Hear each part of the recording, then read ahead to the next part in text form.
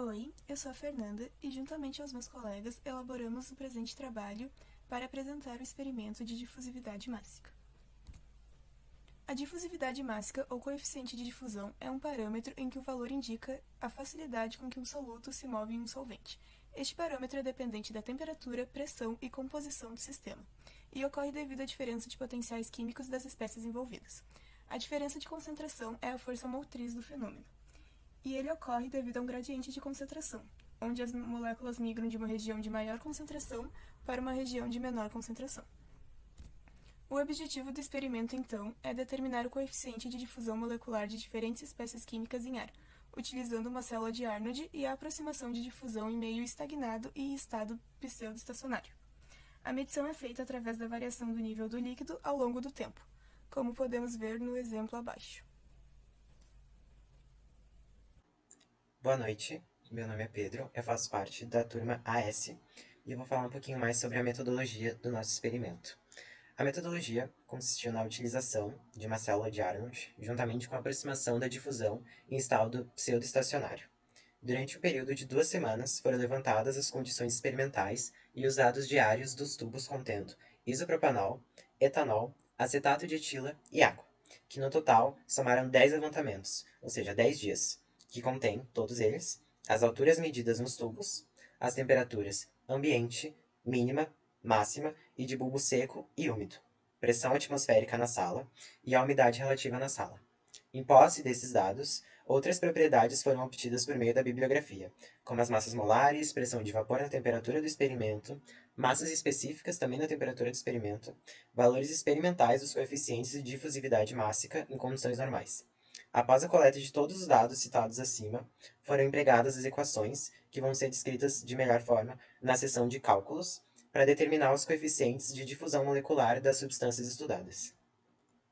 Aqui nós temos uma foto da configuração experimental das células de Arnold, que são os tubinhos, aplicadas no nosso experimento. Meu nome é Ana e eu vou falar um pouco sobre os dados coletados e sobre os cálculos do coeficiente de difusividade para substâncias do tubo 1 e do tubo 2. Começando pelos dados, aqui na tabela 1, nós temos o número do tubo, que são 5 tubos, a substância em cada um dos 5 tubos e a altura de cada tubo. Já na tabela 2, nós temos a altura inicial, na primeira linha, de cada um dos líquidos em cada um dos tubos. E como essa altura vai variando ao passar dos 10 dias, ao decorrer dos 10 dias em que nós fizemos as medições do experimento. Já na tabela 3, temos as propriedades do ambiente do laboratório em cada dia de medição. A temperatura, a pressão, a temperatura mínima, a temperatura máxima, do bulbo seco, do bulbo úmido e a umidade relativa. Aqui embaixo nós temos a média e o desvio padrão de cada uma dessas propriedades, bem como a amplitude da temperatura mínima e da temperatura máxima. Percebe-se que não houve grande variação de temperatura, de pressão e nem de umidade relativa ao decorrer dos dias das medições. Todos esses dados serão, então, usados para os cálculos de determinação dos coeficientes de dados como massa molar, pressão de saturação, massa específica e o coeficiente de difusividade tabelado, todos com suas respectivas fontes e unidades. Para calcular a pressão de saturação, nós usamos a equação de Antoine, com seus parâmetros, e a pressão e a temperatura usados são a pressão e a temperatura médias, mostradas na tabela anterior. O coeficiente de difusividade experimental é calculado através dessa equação aqui, na qual isolamos o DAB, onde C é a concentração e o Y é a fração da substância na fase gasosa.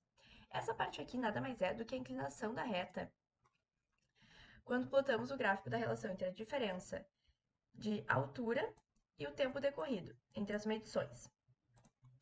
Assim, convertemos este valor aqui de DAB experimental para as condições de 25 graus e 1 atm, usando esta equação, que pode extrapolar valores de difusividade mássica de gases obtidos experimentalmente. A pressão e a temperatura médias, PCA, PCB, TCA e TCB são a pressão e a temperatura críticas tabeladas do ar e do líquido que está no tubo. Já A e B são parâmetros tabelados. Para a correção deste valor aqui, foi usada a mesma equação. Nesta última tabela aqui, temos os cálculos de erro percentual para cada coeficiente determinado, utilizando uma equação trivial para a determinação de cada coeficiente. E por se tratar da mesma substância, todos os parâmetros tabelados são idênticos. e as condições de pressão e temperatura também. Os coeficientes experimentais só não são idênticos aos anteriores, porque a inclinação da reta da relação da altura com o tempo corrido é distinta. Bem, dando prosseguimento aos cálculos introduzidos pela Ana, temos aqui para o etanol essa tabela aqui com as propriedades massa molar, massa específica, DAB tabelado. Também calculamos a pressão de saturação pela correlação de Antoine. O gráfico plotado entre esses dados de h ao quadrado menos h ao quadrado dividido por 2 nos deu tal inclinação. Essa inclinação ela está relacionada no DAB experimental, junto à massa específica, à massa molar, ao valor de C e o LN entre o Y2 e o Y1, e a relação entre eles, aqui nessa fórmula que estava na nossa apostila, assim como a equação para o DAB corrigido e o DAB experimental de difusividade teórica.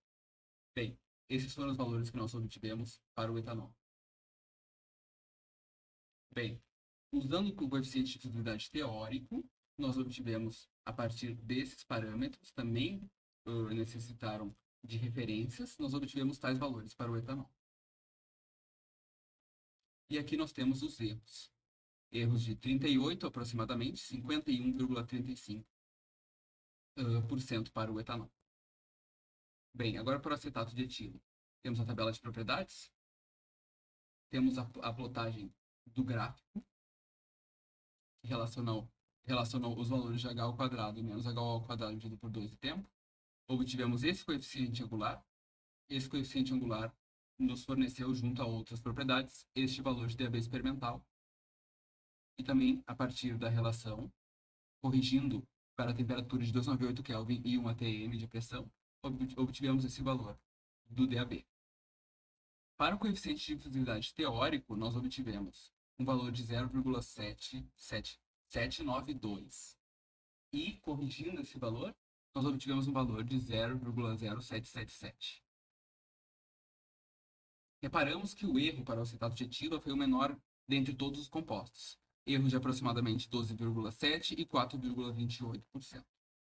Bem, para a água, nós seguimos os mesmos passos, porém, tivemos que levar em consideração que o YA2 da água ele é diferente de zero, e ele é originado a partir da relação entre a média da umidade relativa que nós obtivemos ao longo do experimento nesses 10 dias de medição. Temos aqui o valor das propriedades que foram solicitadas, a plotagem do gráfico, que nos forneceu esse valor de inclinação, e aí nós vamos aos valores de DAB novamente. O DAB experimental, medido pelo coeficiente de dificuldade experimental. O DAB corrigido, valores bastante próximos. Bem, para o coeficiente de visibilidade teórico, nós obtivemos valores bem menores. Obtivemos 0,1706 e 0,1673 para o corrigido.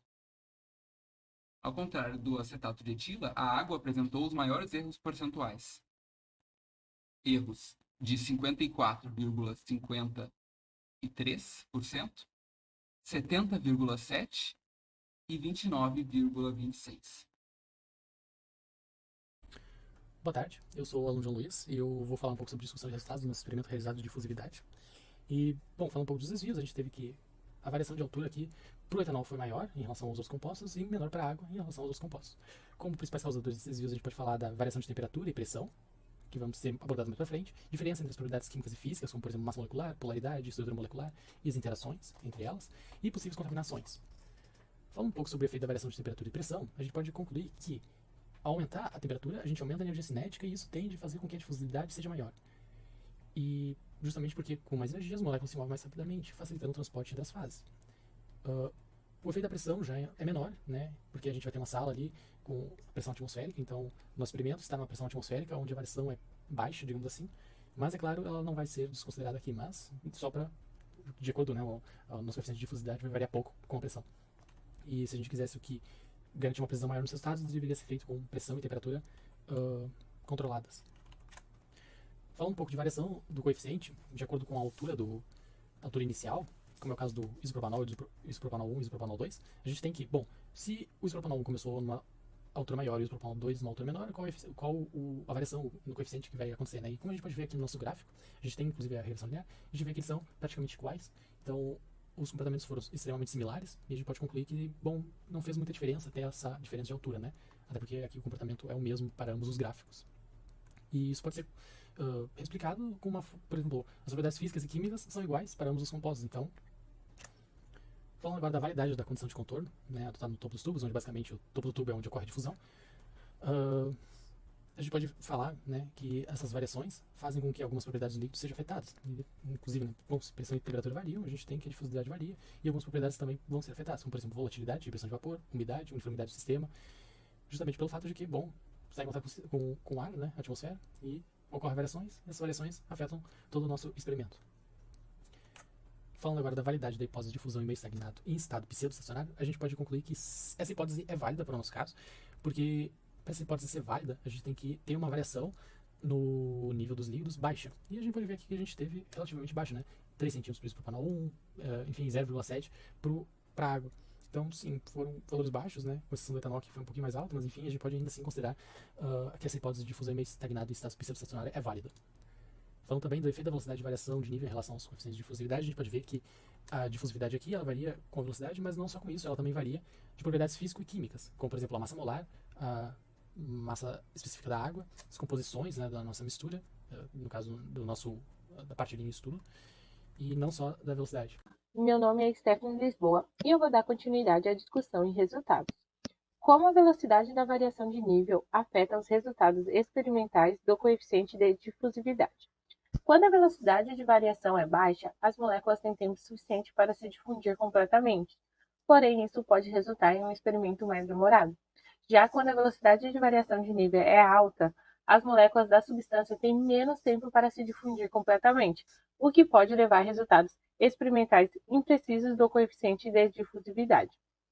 Essa imprecisão no cálculo de DAB, causado pelo aumento da velocidade da variação de nível, se deve também porque não podemos mais supor estado pseudo-estacionário. A equação para o cálculo de DAB muda, fazendo com que o erro aumente se calculado da mesma forma que fizemos. Além disso, temos possíveis causas para os desvios observados nas difusividades, influência do ambiente, como é o caso das variações de pressão e temperatura, possibilidade de haver impureza nos líquidos em estudos, erros relativos à leitura, situação em que o responsável pela mensura pode ter observado mal o minúsculo no tubo de análise e registrou equivocadamente os valores de altura do líquido, erros na calibração dos equipamentos utilizados, contaminantes contidos nos tubos no momento em que o kit experimental foi montado, modelo impreciso para o caso em estudo, como é o caso de se utilizar um modelo de gases ideais, sendo que tais interações presentes no experimento não são bem previstas pelo modelo. Conclusão. Podemos observar que o experimento de difusão apresentou diversos fatores que influenciam diretamente nos resultados obtidos, como variação de temperatura e pressão, condições de contorno e a própria hipótese de difusão em meio estagnado. Esse estudo reflete a complexidade dos processos difusivos e a importância de considerar esses fatores na interpretação dos resultados para alcançar uma representação mais precisa da realidade experimental.